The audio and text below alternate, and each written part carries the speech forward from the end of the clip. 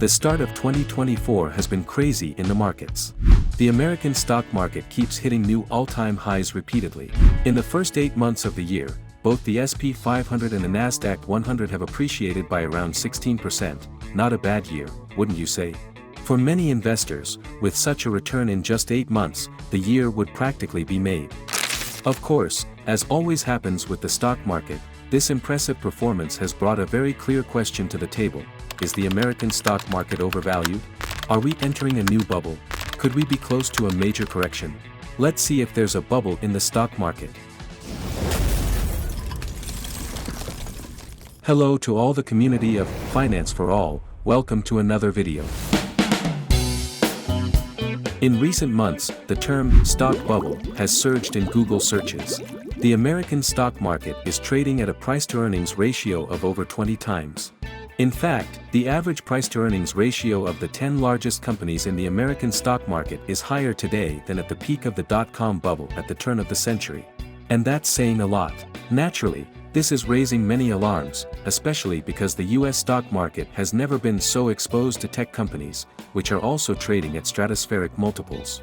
Apple, for example, has a market value greater than all listed German companies combined.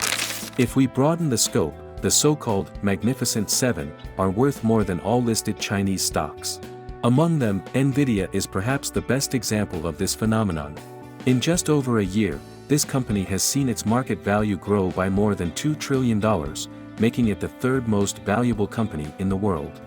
Between January 2023 and early September 2024, its shares have increased in value by over 600%. Now, does this mean there's a bubble and that a new bear market could be near?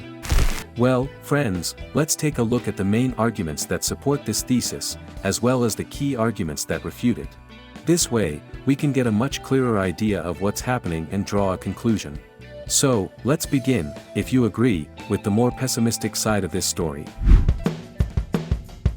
The first argument that supports the notion that the American stock market might be overvalued has to do precisely with the Magnificent Seven. These 7 major tech companies have seen incredible returns in recent years. These companies are incredibly profitable, they're growing, and they will lead much of the world's innovation. But can they meet the enormous expectations that have been set for them? The issue is that these companies have appreciated so much in the stock market and have become so large that it's becoming increasingly difficult for them to continue growing at the rates they've maintained so far. And if growth slows down, it could cool off the high price-to-earnings ratios at which these companies are trading, meaning their stock prices could reverse. For example, the additional number of iPhones sold, cloud subscriptions, or electric cars marketed by a brand could stabilize or even, though still growing, do so with narrower margins. Nvidia is a good example of this. Nvidia's chips are leading the development of artificial intelligence, and as a result, the company is operating with enormous margins. However, both Intel and AMD are now announcing much cheaper products that could eventually trigger a price war. This means that there comes a point when expectations are so high that, even if the companies continue to perform well, the results may not meet the market's expectations. It's logical, the bigger you are, the harder it is to keep growing. And, of course, the issue is that these companies have a significant weighting, a massive influence, on the American stock market. What happens with them will greatly affect overall market performance. Secondly, there are major technological fields not dominated by American companies. For example, in the case of drones, solar panels, batteries, or even nuclear technology, which is making a comeback, American companies are not the leaders. This could limit the potential of the American stock market.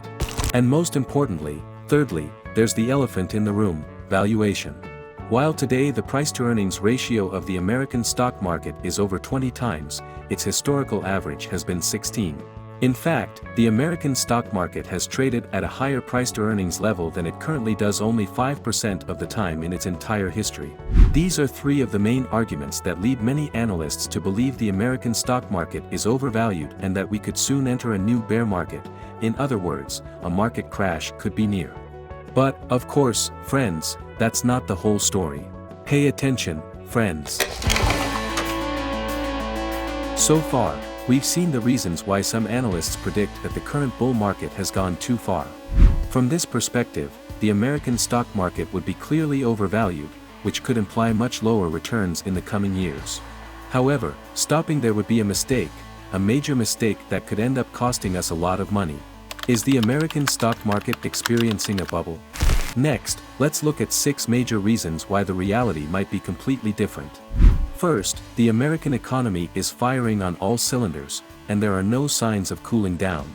In 2023, the US economy grew by more than 2%, and its growth rate has been accelerating in recent quarters.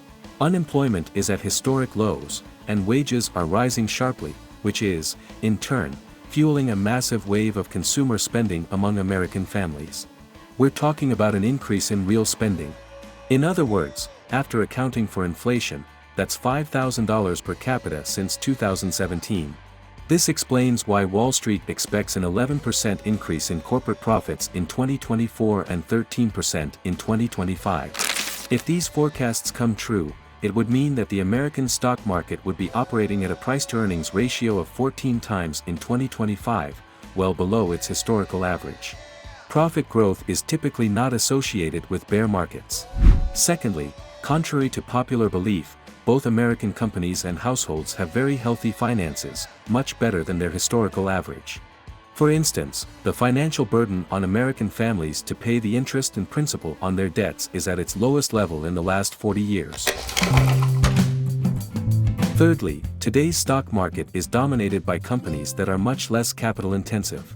We're talking about companies that achieve much higher levels of free cash flow, which historically has led them to trade at higher multiples. This alone can explain why the price-to-earnings ratio of the American stock market is higher than its historical average. Simply put, the market composition has changed. As the fourth reason, we have energy. The advent of renewable energies and fracking technology has made the United States energy independent for the first time in over 40 years. This is a completely different situation compared to Europe or China. Moreover, energy costs are decreasing, and, friends, cheaper energy can significantly boost productivity. Consider that cheap energy can lead to more cost-effective and efficient industrial processes, from desalination to robotics. This brings us directly to our fifth reason: the American economy is making a comeback. The new industrial policy promoted by the Biden administration, coupled with cheap energy and the international geopolitical situation, is causing a surge in the construction of new factories. Another example is the skyrocketing productive investment by German companies in the United States. As you can see, there's no precedent for something like this. We are witnessing a genuine shift in trend. Additionally, the war in Ukraine has dramatically increased the demand for military equipment worldwide. And do you know who the largest manufacturer of military equipment on the planet is? Exactly, the United States.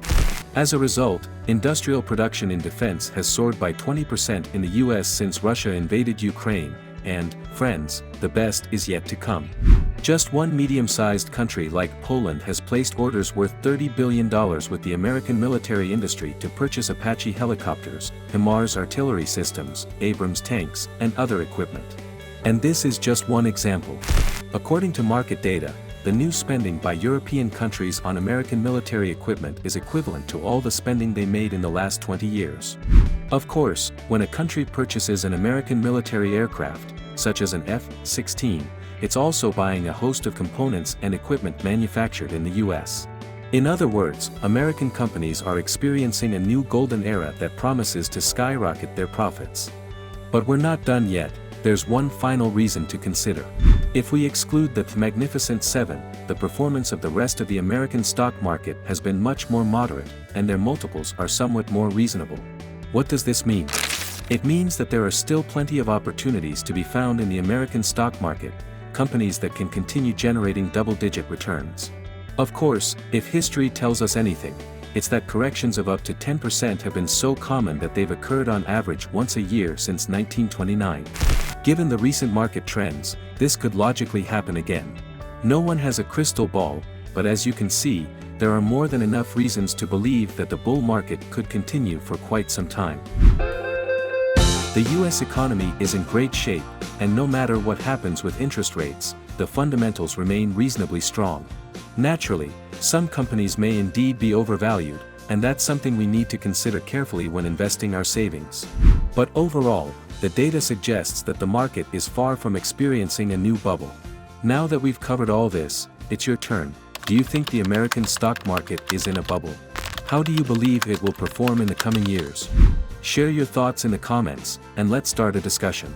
And if you found this video interesting, don't forget to give it a like and subscribe.